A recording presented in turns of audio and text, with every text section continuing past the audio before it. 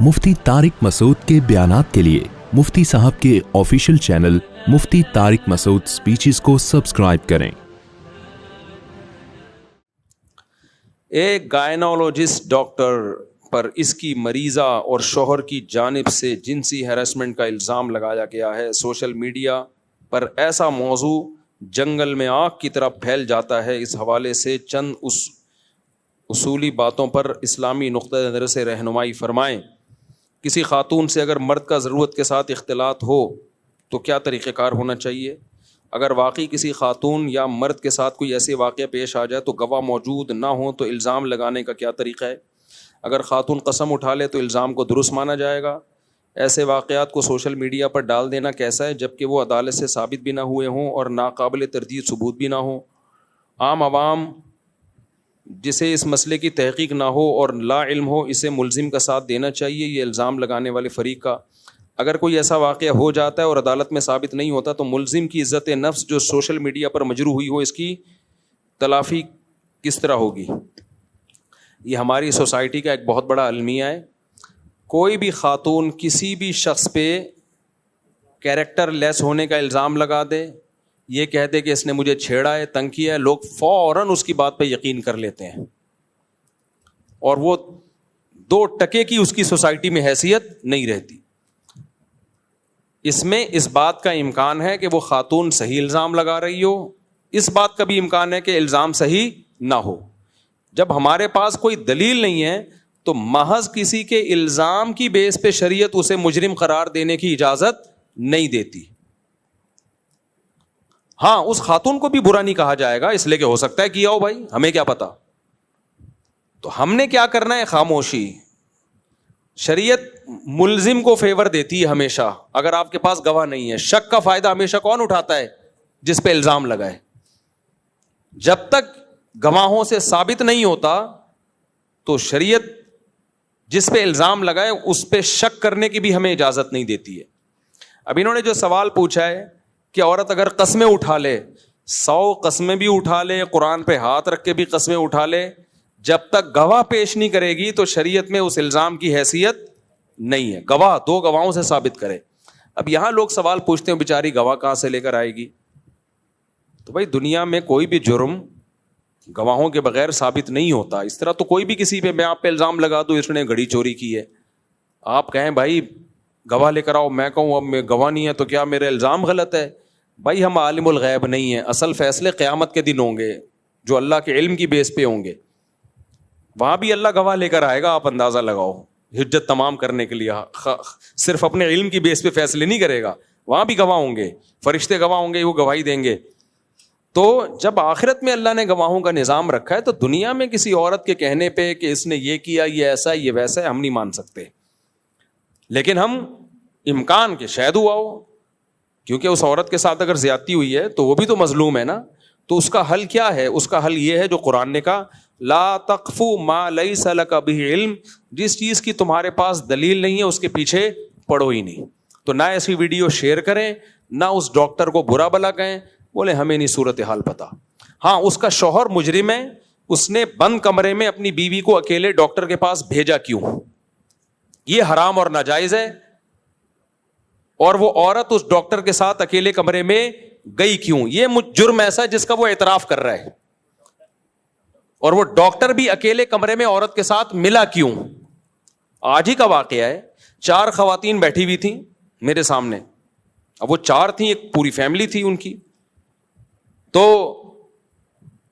اب ایک عورت جب آئی ہے میں نے فوراً دروازہ کھلوایا دفتر کا، حالانکہ اے سی چل رہا ہے، وہ ہوا باہر آئے گی، گرمی ہے، میں نے کہا گرمی باہر جائے، گرمی باہر سے اندر آ جائے، کوئی انگلی نہ اٹھا سکے بھائی ہمارے اوپر۔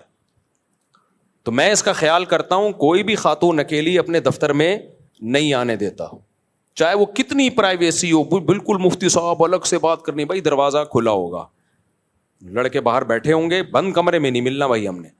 وجہ اس کی یہی ہے کہ کل کوئی جھوٹا الزام بھی لگا سکتی ہے، اور دوسرا شریعت میں مرد اور عورت دونوں پہ بھی تو گناہ کا خطرہ ہے۔ ہم بھی کوئی لوہے کے بنے ہوئے تھوڑی ہیں۔ میں بار بار کہتا ہوں کوئی مفتی آدمی پہلے مفتی بعد میں ہے بھائی، وہ ہم اللہ کا شکر ہے مرد ہیں، ٹھیک ہے نا، آدمی پہلے ہیں مولوی مفتی ہم بعد میں ہیں, اور عورت پہلے ہوتی ہے, ملانی بعد میں ہوتی ہے, وہ ملانی بعد میں ہوتی ہے. تو میرے گھر میں بھی ایسا ہوتا ہے, بعض دفعہ کوئی خاتون پوچھ رہا ہے, مسئلہ پوچھ رہا ہے, میں گھر سے باہر نکل جاتا ہوں, بھائی تم بیٹھ جا, میں نہیں آ رہا, جب تک گھر والے نہیں ہوں گے میں نہیں اکیلے آپ کو بٹھاؤں گا. ہاں میری وائف موجود ہے, گھر والے موجود ہیں, اب وہ کہتی ہیں گھر والوں کے سامنے بات نہیں کرنی, تو پھر میرا طریقہ یہ, وائف کو ساتھ کمرے میں بھیجا, دروازہ کھول دیا. تو یہ جو ہے نا ڈاکٹر کی غلطی یہ نہیں ہے کہ اس نے چھیڑا یا نہیں چھیڑا, یہ ہمیں نہیں پتا, اگر چھیڑا ہے تو غلط کیا ہے, اور نہیں چھیڑا تو پھر عورت نے غلط الزام لگایا. لیکن تینوں کی غلطی ہے.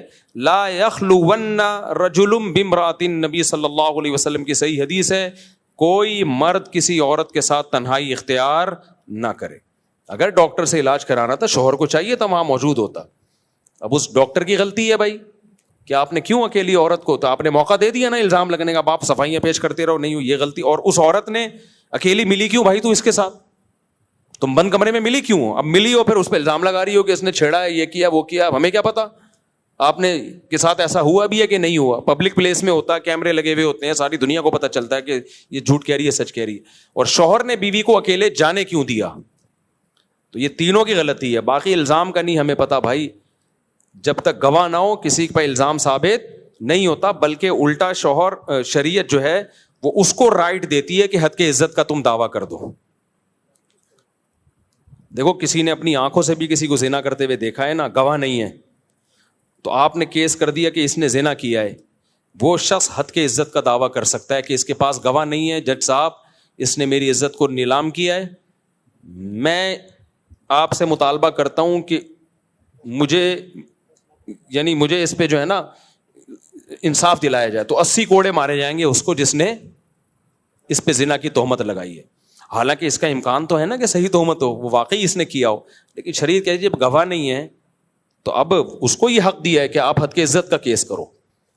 تو ہمیں حقیقت نہیں معلوم, ہم کسی کو برا نہیں کہہ رہے, لیکن یہاں شریعت جو فیور دے رہی ہے وہ اس ڈاکٹر کو دے رہی ہے کہ آپ اس عورت پہ حد کی عزت کا کیس کر سکتے ہیں. البتہ اگر آپ نے کیا ہے تو پھر نہیں کر سکتے, پھر تو آپ بولو کہ بھائی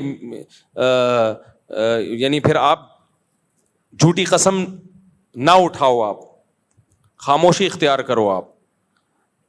اچھا, ایسے موقع پہ شریعت نے جرم جس نے کیا ہے نا اس کو اعتراف کرنے کا بھی مکلف نہیں بناتی,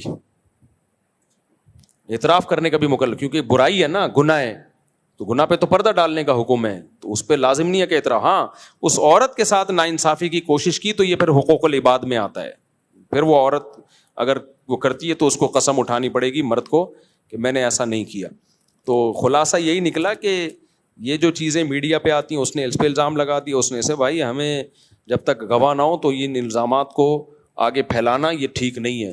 لیکن ہماری سوسائٹی کا مسئلہ یہ ہے کہ عورت غلط لگائے صحیح لگائے, ہماری سوسائٹی میں فیور عورت ہی کو دیا جاتا ہے, یہ بالکل غلط ہے. عامر لیاقت کے کیس میں ایسا ہی ہوا تھا, اس کی بیوی نے اتنی الٹی حرکتیں کی تھیں, حالانکہ میں عامر لیاقت سے متفق نہیں تھا, لیکن میں لوگوں سے کہتا تھا بھائی یہ غلط ہو رہا ہے, آپ کیوں ایک عورت کی بات پہ کو مان کے اس ایک آدمی کو مجرم قرار دے رہے ہو. وہ بیچارہ مر ہی گیا. مجھے اس کی ساری باتوں سے اتفاق نہیں ہے, لیکن اس کیس میں اس کی بیوی غلط تھی.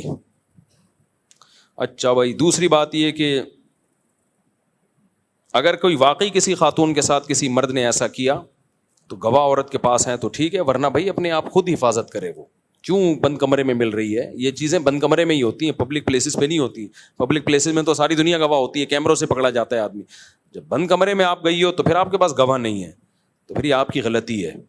تو پھر شریعت جو ہے آپ کو فیور نہیں کرتی, شریعت کہتی گواہ نہیں ہے تو کیسے ہم کسی پہ الزام لگائیں. ایسے واقعات کو سوشل میڈیا پہ ڈالنا بھی حرام ناجائز ہے, برائی کی چیزوں کو نہیں شیئر کرنا چاہیے.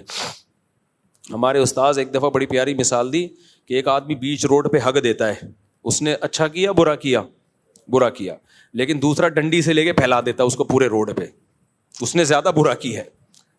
ایک نے گند کر دیا, برا کیا, آپ نے سوشل میڈیا پہ اس گند کو پھیلا دیا, تو آپ اس سے زیادہ برے ہو. اللہ کا شکر ہے یار, ہمارا نہیں دماغ جاتا ان چیزوں کی طرف کہ کس نے کیا کیا, کس کی بچی گھر سے بھاگ گئی, کس کے ساتھ چکر چل رہا ہے. بھائی چھوڑو یار, ہمیں کیا لینا دینا کسی کی پرسنل لائف. کچھ لوگوں کو شوق ہے, وہ لطیفہ یاد آتا ہے, پھر تم لوگ بولو گے مفتی صاحب مسجد میں ایسے لطیفے سناتے ہیں.